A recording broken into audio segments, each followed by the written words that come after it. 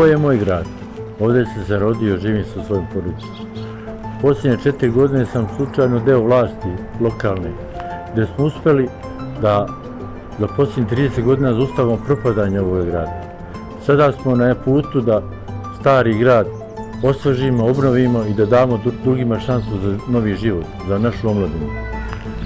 Zahvaljujući našem strateškom partneru Srpskoj naprednoj stranci, gdje smo uspjeli da renoviramo kotlarnicu osnovne škole Branko Radičević, fiskulturnu salu Branko Radičević, fasade u glavnoj ulici, doveli smo investitora za hotel.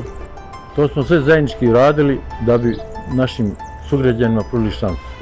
U narednom periodu planu sam da renoviramo Dom kulture, kompletno, digitalizaciju Doma kulture, pijacu ćemo da renoviramo, uradit ćemo sve ulice rekonstruisati sa primarnom i sekundarnom vodom i sad da bi sve to uradili potrebna je vaša podrška za lokalne izbore zaokružite broj 4, a za parlament broj 1.